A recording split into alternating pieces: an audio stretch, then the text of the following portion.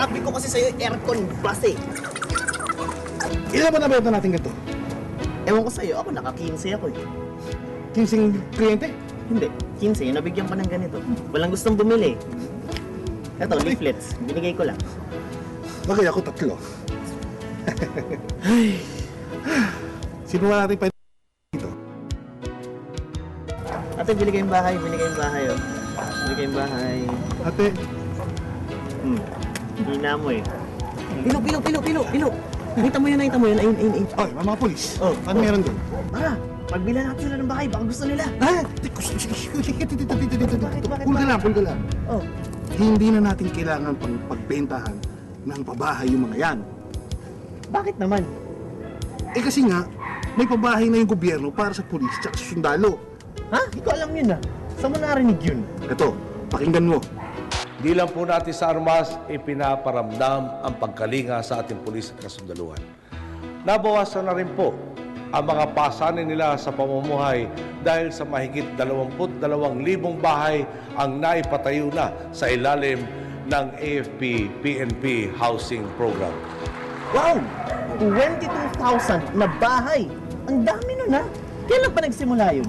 Noong April 2011, kasi naglabas ng Administrative Order number 9 ang Pangulo. Administrative Order number 9. Para sa naman yun?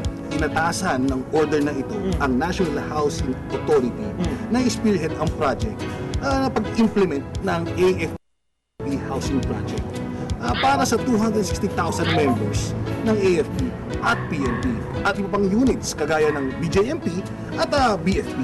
Teka. Eh malaki naman ang kinikita ng mga pulis at sundalo ah. Malaki ka dyan. Bakit nga kailangan pa silang bigyan ng pabahay ng gobyerno?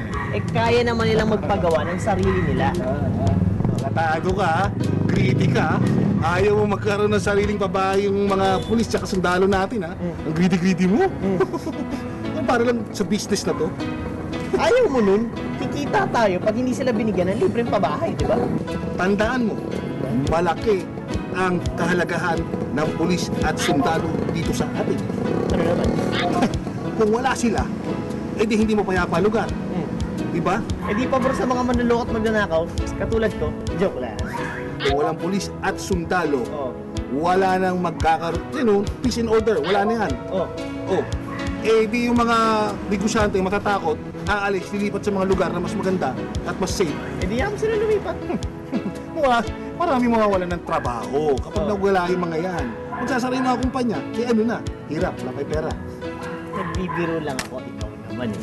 Siyempre, tama lang nabigyan sila ng at maayos na pabahay kasi sila nga ang sumisiguro sa seguridad natin, di ba? Yung mga pulis at yung mga sundalo. Salamat naman at naiintindihan mo rin, no? Eh, mas gaganahan talaga magtrabaho yung mga pulis at sundalo natin kapag beneficiary sila ng pabahay na to. Ba't mo naman nasabi yan? Eh kasi nga, 200 pesos lang ang monthly amortization sa unang 5 taon sa pabahay na yan.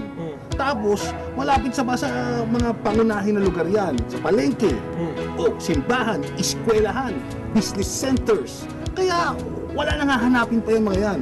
Kaya, ito, naalala mo yung mga pinagkatayuan na yun? Magaganda rin yun, Cavite, Laguna, Bulacan, at Rizal. Oh, lalo sa Cavite, maganda. Yeah. Pero alam mo, mainam na malapit sa Metro Manila.